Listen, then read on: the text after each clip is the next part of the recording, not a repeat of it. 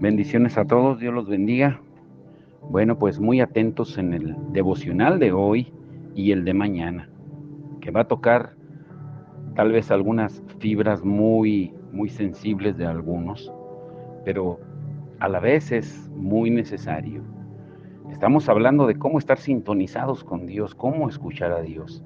Y hay tantas interferencias, hay tantos mitos. Por eso estos estudios, el de ayer y antier, acerca de las mujeres, tan necesarios para derribar tantos mitos y tantos obstáculos que impiden muchas veces el escuchar a Dios. Ahora, escuchen esto.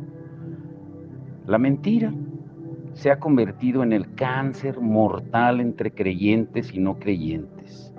Es increíble la facilidad con que se miente, tanto en las promesas a Dios, en el trabajo, en la familia, con los cónyuges, con los hijos, con los padres. Está en todas las áreas sociales, religiosas, familiares, financieras, políticas, y por supuesto la Iglesia de Cristo no es inmune, porque tratamos de engañar a Dios y al prójimo sin darnos cuenta que quienes terminamos engañados y mintiéndonos, pues es a nosotros mismos, y tratamos de disfrazarla con todo tipo de argumentos, más cuando nos encontramos en una situación crítica de vida o muerte, llámese hospital o en un funeral donde la conciencia es más sensible. Por ejemplo, ¿cuántas veces hemos dicho esto? Ahorita no podemos apoyar la obra de Dios porque estamos apoyando en África, cuando no apoyas ni al vecino. El día que vayan al hospital o a las comunidades nos avisan para apoyar, cuando nunca has salido ni quieres salir de las cuatro paredes.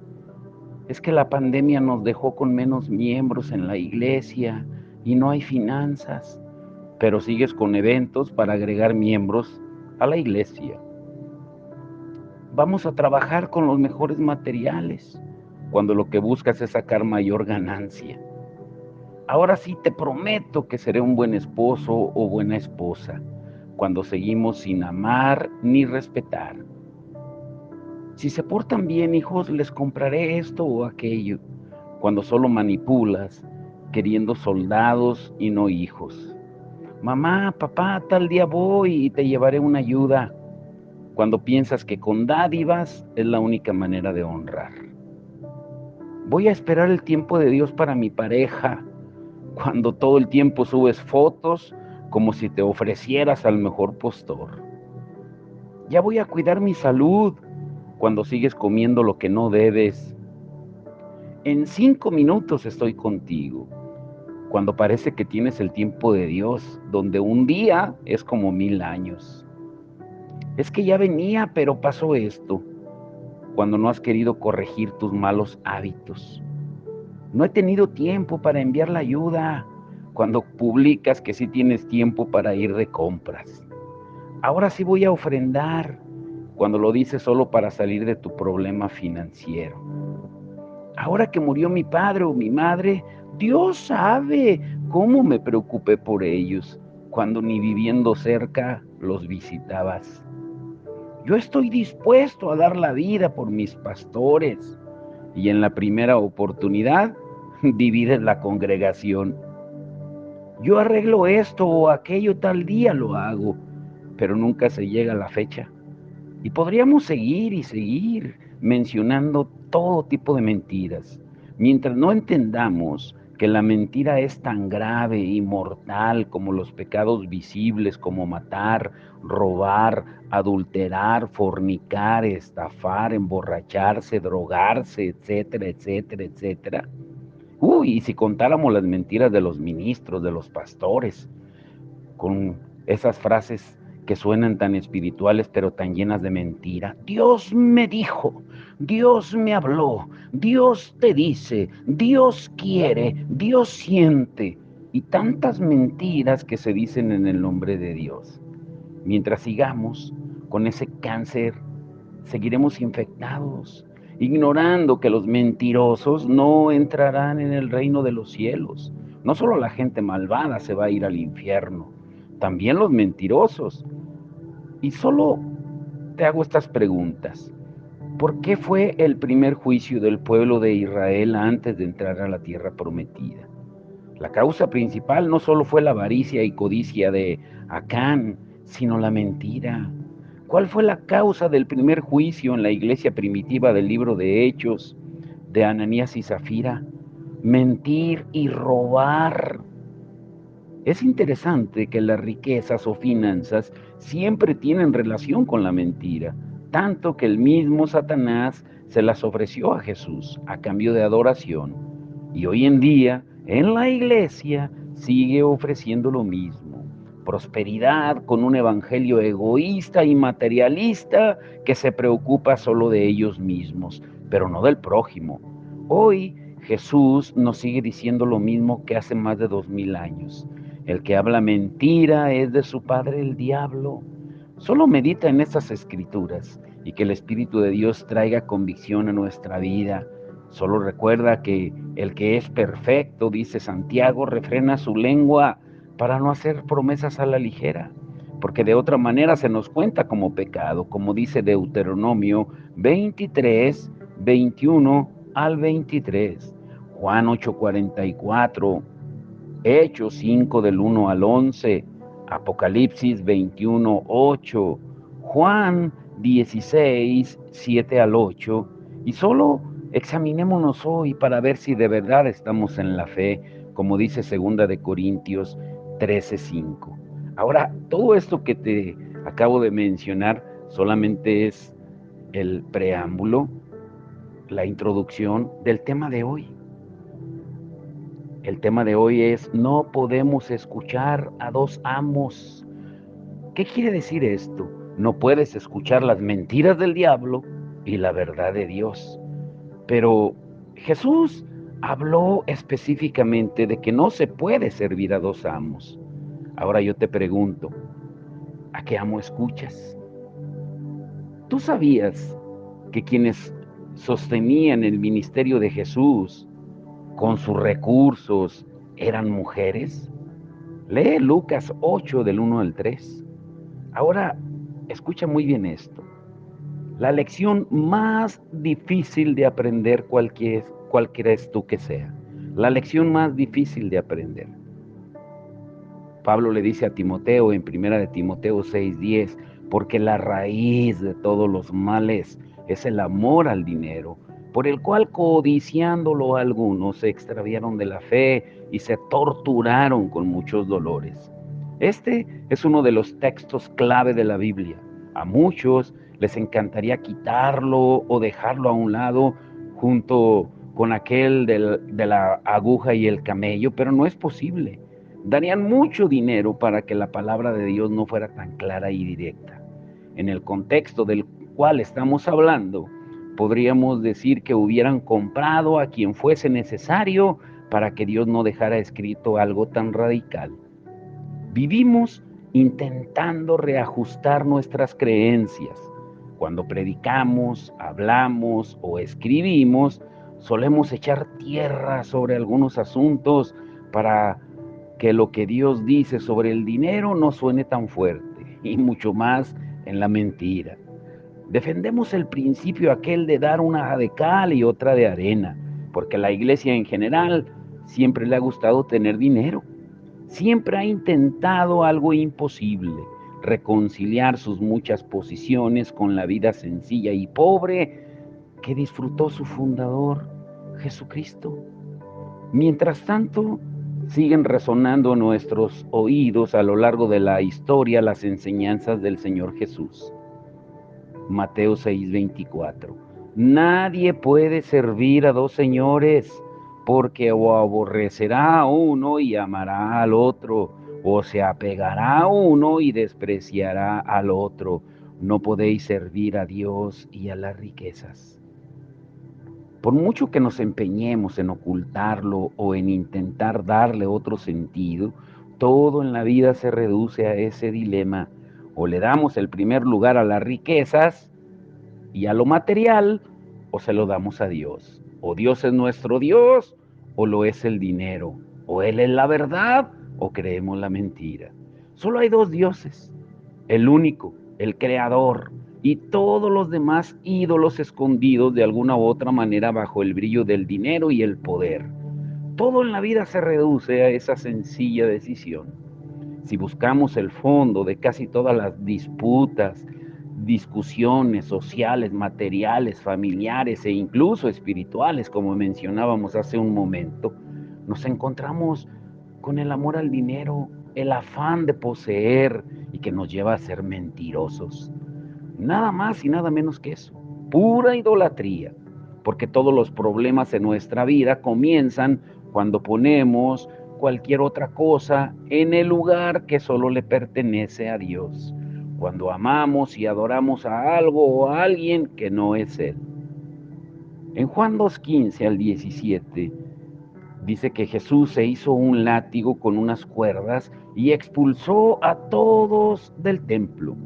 Echó las ovejas y el ganado, arrojó por el suelo las monedas de los cambistas y les volteó las mesas. Y luego se dirigió a los que vendían palomas y les dijo: saquen todas esas cosas de aquí, dejen de convertir la casa de mi padre en un mercado. Entonces sus discípulos recordaron la profecía de las Escrituras que dice: el celo por la casa de Dios me consume.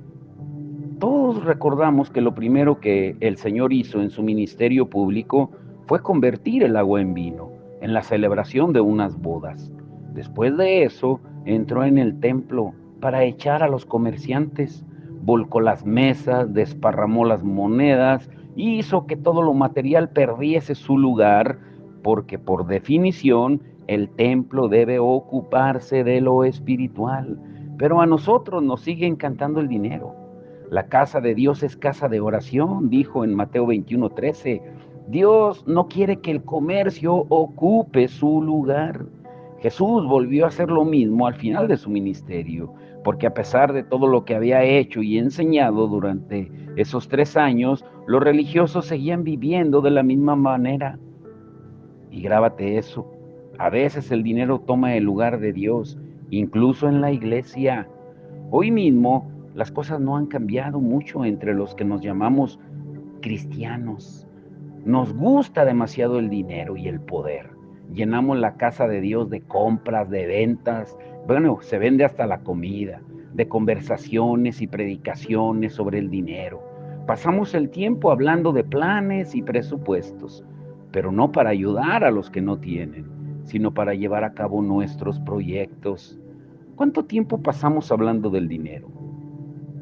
¿Cuántos planes no están supeditados, o sea, a la voluntad de Dios, ni a la oración, ni al consejo de hombres y mujeres de Dios, sino solo a un presupuesto? O sea, le dedicamos tanto tiempo, incluso el orar por las ofrendas, donde en ninguna parte yo encuentro el orar por ofrendas.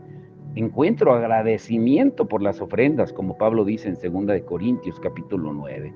Pero ¿cuántas personas han abandonado las iglesias cansadas de comprobar cómo los responsables pasan mucho más tiempo pidiendo dinero que hablando de Dios? En León hay una iglesia muy popular y grande, por cierto, donde levantan 4 ofrendas los domingos. En todas las reuniones se pide dinero y se pasa la ofrenda. Y sé que muchos pueden argumentar innumerables razones. Es que es parte de la adoración, es nuestro culto a Dios. Hay muchos que solo pueden venir a una reunión y queremos darles la oportunidad de ofrendar. Podemos darle un maquillaje espiritual a todo lo que estamos haciendo, pero ¿por qué no se dedica el mismo tiempo a hablar de la importancia de la oración, de la palabra de Dios, de la evangelización, del servicio, de la vida familiar, de la ayuda a los demás o de las muchas otras cosas imprescindibles para nuestra vida cristiana? ¿Es tan importante el dinero para nosotros? No nos engañemos, no somos muy diferentes a aquellos mercaderes del templo. En muchas de nuestras iglesias es imposible asistir a una sola reunión para adorar o escuchar la palabra de Dios sin que se pase una ofrenda o sin que se invite a la gente a ofrendar. ¿Te imaginas al Señor Jesús haciéndolo? Pedro, Pablo, ¿quién va a orar por las ofrendas? ¿Te lo imaginas sanando y predicando y después diciéndole a sus discípulos que pasaran el alfolí, la bolsa o el sartén para levantar las ofrendas? Jamás en la primera iglesia se hizo eso. El mismo apóstol Pablo dijo que cada uno apartara algo para el Señor cada primer día de la semana, que es domingo, para no tener que hacer ofrendas en las reuniones. En aquel momento, las sumas más importantes de ingresos del templo iban a parar a las familias de Anás. El pueblo era contrario a que él se llevara todo el dinero. Por eso no se resistieron a lo que el Señor estaba haciendo. Creían que por una vez se haría justicia. Cuando contemplamos la escena, vienen a nuestra mente demasiadas preguntas. ¿A dónde van los diezmos y ofrendas de la gente? ¿Cómo vivimos los que estamos a tiempo completo trabajando para el Señor? Y ya sé que es muy fácil argumentar que uno se merece su salario y que hay que vivir de una manera digna, etcétera, etcétera. Todo eso es muy válido, pero ¿nos parecemos en algo al Señor? ¿Vivimos dándole mucha más importancia al dinero y a las posesiones de lo que Jesús le dio? ¿Gastamos la mayor parte del dinero en la construcción de templos faraónicos? ¿Las iglesias a las que asistimos son casas de oración o son cualquier otra cosa? No nos engañemos. En muchas iglesias las personas que más dinero tienen son las que tienen más poder al tomar muchas decisiones. Sin embargo, Dios nunca dijo que dar mucho signifique que todo lo que hacemos es válido. El hecho de que alguien sea el principal donante de una misión o de una obra evangelística no le da derecho a decir lo que hay que hacer en esa obra.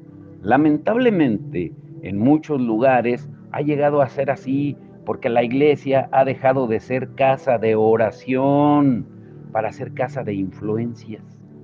¿Qué está ocurriendo en nuestro templo? ¿Cuáles son las motivaciones de lo que hacemos?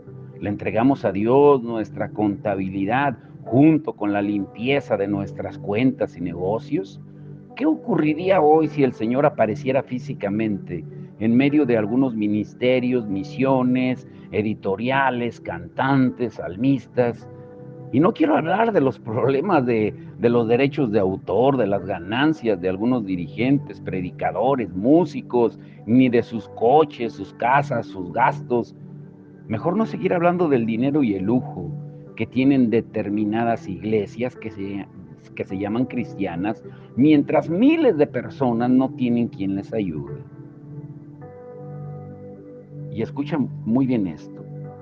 Así como los impuestos no son optativos, o sea, no son opcionales, tampoco lo es el tributo a Dios. Jesús habló de eso cuando habló del tributo al César.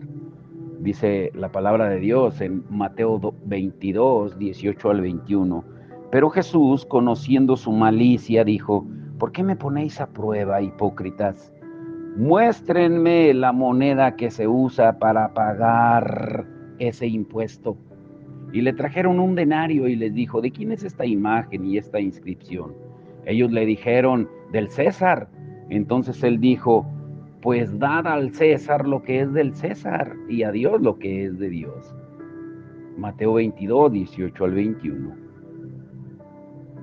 Yo creo que aunque se ha dicho prácticamente todo sobre estos versículos, siempre podemos aprender de algunos detalles muy importantes.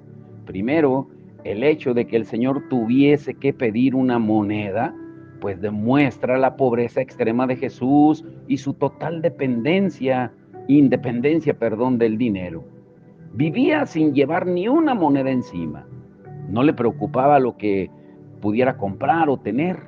Nunca pidió dinero a nadie ni perdió tiempo en lo que tenía o no tenía. Nosotros somos seguidores del Mesías. ¿Qué hay en nuestros bolsillos?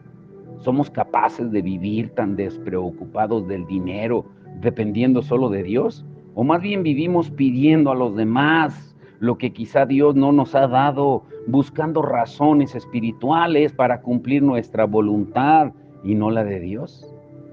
Los religiosos, ellos sí tenían monedas, y en esas monedas estaba el rostro del César, por lo que ellos mismos estaban demostrando su condición de súbditos suyos. De ahí la hipocresía de la pregunta. Sabían quién era su rey y aparentemente no tenían ningún deseo de cambiarlo. Dad al César, dice el Señor, porque hay que darle al César solo lo que tiene derecho a pedir.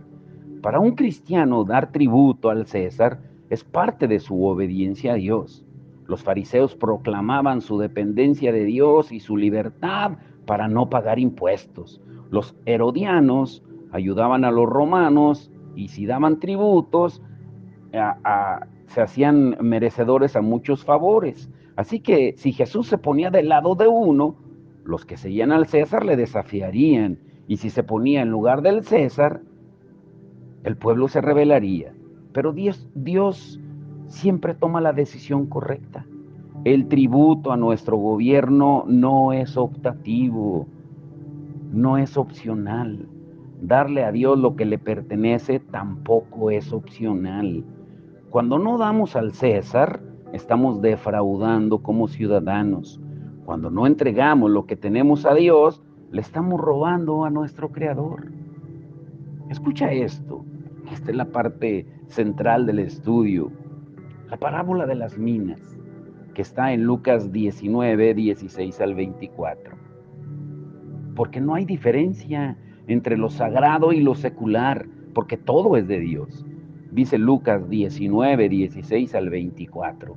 El primer siervo informó: amo, invertí su dinero y multipliqué 10 veces el monto inicial. Bien hecho, exclamó el rey, eres un buen siervo, has sido fiel con lo poco que te confié, así que como recompensa serás gobernador de 10 ciudades. El siguiente siervo informó: amo, invertí su dinero y multipliqué 5 veces el monto original. Bien hecho, exclamó el rey, serás gobernador de 5 ciudades. Pero el tercer siervo trajo solo la suma original y dijo: amo, escondí su dinero para protegerlo. Tenía miedo, porque usted es un hombre muy difícil de tratar, que toma lo que no es suyo y cosecha lo que no sembró. Siervo perverso, dijo el rey a gritos, tus propias palabras te condenan.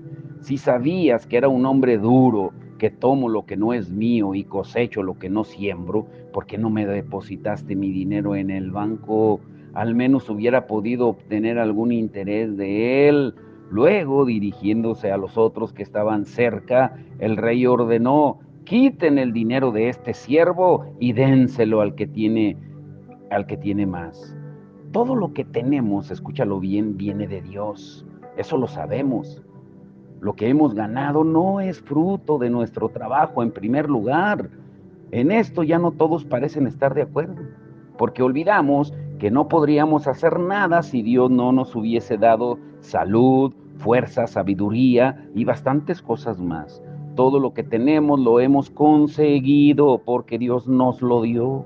Dios nos regala la vida para trabajar y las fuerzas para seguir adelante, la inteligencia para hacer nuestro trabajo, la comida que comemos, las amistades que tenemos, y así podríamos seguir mencionando absolutamente todas las cosas. Lo que Dios espera de nosotros es que llevemos los negocios a su estilo, no al nuestro, porque lo que Dios dice muchas veces es contrario a lo que los hombres piensan. Por ejemplo, nuestra integridad va a desenmascarar a muchas personas y va a poner al descubierto muchas actitudes y maneras de actuar que no son éticamente correctas. Un día estudiaremos acerca de la ética y nos vamos a quedar boquiabiertos. Pero hemos visto que la sal es un freno a la corrupción y en la economía es donde Dios quiere que seamos sal, quizá más que ningún otro aspecto de la vida, para evitar que los poderosos no solo vivan de una manera contraria a la voluntad de Dios, sino que incluso puedan hacernos creer que su manera de actuar es la correcta. Y no solo estamos hablando del dinero, las pérdidas y las ganancias en los negocios tienen lecciones eternas. Y si sabemos aprenderlas, todos estamos involucrados de una u otra manera en los negocios, porque necesitamos el sustento de nuestra vida. Dios permite muchas situaciones en nuestro trabajo para que aprendamos cómo es su carácter y su manera de actuar. Jesús les había enseñado una de las lecciones más importantes en el reino. Si no habéis sido fieles en el uso de lo ajeno, ¿quién os dará lo que es vuestro? Y escucha esto y grábatelo. Pocas cosas son tan espirituales como el uso del dinero. Te lo diré de nuevo. Pocas cosas son tan espirituales como el uso del dinero. El que es infiel en el uso del dinero suele ser también infiel en las demás cosas, como dice en Lucas 16:12. El que es infiel en el uso del dinero suele ser también infiel en las demás cosas. Si no somos leales en lo material, tampoco somos dignos de confianza en lo espiritual. Las riquezas pueden ser nuestro mejor siervo, pero siempre serán el peor amo. Jesús enseñó a sus discípulos que no hay diferencias entre lo sagrado y lo secular, porque todo es de Dios. Si no somos justos en lo secular, raramente vamos a hacerlo en lo sagrado. Debemos aprenderlo ahora, porque cada creyente tendrá en el futuro reino de los cielos un servicio de acuerdo a lo que haya hecho aquí en la tierra. Jesús lo dijo en Mateo 25, 14 al 29. Por eso Dios prefiere nuestros fracasos e incluso la pérdida del talento antes que la frialdad del corazón que no quiere comprometerse y que se queda en casa por miedo. Y quizá lo que más nos llama la atención en la historia que el Señor Jesús contó es que el amo prefiere el fracaso del siervo y la pérdida del talento antes que, como acabamos de decir, la frialdad del corazón que no se compromete. Dios quiere mostrarnos que lo más lejano a Él es un corazón frío, calculador, racional, hasta el extremo de la arrogancia. La clave de la vida no tiene que ver en primer lugar con lo que hacemos o dejamos de hacer, sino con nuestro corazón, si está verdaderamente entusiasmado en el servicio que hacemos para nuestro Creador. Hacerlo todo bien con un corazón distante es una ofensa a Dios. El que esconde su talento no solo no trabaja para el Señor, sino que no le ama, no se arriesga por su Señor y no quiere acercarse a Él. Y yo te pregunto, ¿realmente conoces a Dios? Jesús está enseñando que el Padre mide varios detalles al mismo tiempo. Dice Lucas 19, 11 al 27, que Él ve la cantidad y la calidad del trabajo, pero también observa la capacidad del obrero. Dios conoce la motivación con la que vivimos. El siervo malo no quería trabajar para su Señor porque creía que toda la gloria de su esfuerzo se la llevaría alguien que no había sembrado. Pocas cosas hay tan peligrosas como movernos en nuestra relación con Dios bajo el imperio de las obras y la obligación. Querer hacer algo porque se lo debemos al Señor, pues esa no es la mejor actitud. Trabajar para Él esperando todo tipo de recompensas, incluso las eternas, en lugar de amarle, es la motivación más cruel que pueda existir. Servimos a Dios porque le amamos, vivimos bajo el reinado de su gracia y esa es la base de nuestra confianza en Él. Es la gracia de Dios la que nos da fuerza para hacer todo. Jamás tiene que ver con el supuesto pago de una deuda. Esa gracia no espera recibir ganancias, sino amor. Dios no necesita nada de nosotros, pero nosotros sí le necesitamos a Él. Y porque Él sabe que le necesitamos, nos ama y nos da todo. Su gracia es infinita. Cuando el Señor está terminando la historia, deja caer una frase que nos asombra más todavía en Lucas 19, 26. Os digo que a cualquiera que tiene más, le será dado, pero al que no tiene aún lo que tiene, se le quitará. ¿Lo has pensado alguna vez? Te quiero dejar con esto. Mañana vamos a continuar. Los que aman reciben cada día más, para invertir en el futuro. Los que arriesgan su vida, sus posesiones, son los que son y los que tienen para servir a Dios, reciben siempre más de Él. Los que solo quieren conservar las bendiciones, acabarán perdiéndolo todo. Pedro comprendió perfectamente lo que Jesús estaba enseñando y le dijo en Mateo 19:27, he aquí nosotros lo hemos dejado todo y te hemos seguido. ¿Qué pues recibiremos? Y para responder a esa pregunta, el Señor contó varias historias. Mañana las veremos. Solo grábate esto. Cuando servimos al Señor, nuestra recompensa es Él, y lo que ganamos es lo que damos a los demás. Te lo diré de nuevo. Cuando servimos al Señor, nuestra recompensa es Él, y lo que ganamos es lo que damos a los demás. Te pregunto de nuevo, ¿a qué amo escuchas? No podemos escuchar a dos amos. Padre, en el nombre de Jesús, te damos toda la gloria, la honra, Señor. Te damos todo el honor a ti, Señor, que tú te glorifiques, Padre, en tu palabra, que tú nos abras el entendimiento a cada uno de nosotros. Señor, gracias por enseñarnos que no podemos servir a dos amos, porque el amor al dinero trae mentira, trae codicia, avaricia, que es idolatría, como dice tu palabra en Colosenses 3.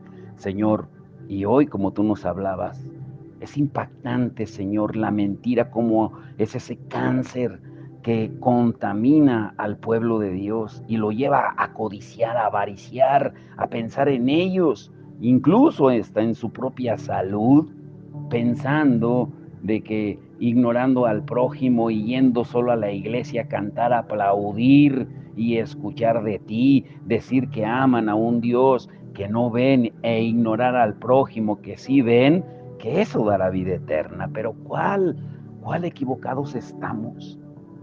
Porque como tú bien lo dijiste en Juan 8:31 hasta el 44, cuando hablaste con los judíos que habían creído en ti, tú les dijiste, ustedes son de su padre el diablo porque hablan mentira.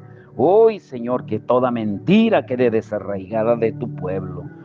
En el nombre de Jesús te lo rogamos, Señor, que sea tu Espíritu Santo convenciéndonos de justicia, de pecado y de juicio. Te damos toda la gloria y toda la honra en el nombre de Jesús. Amén y amén.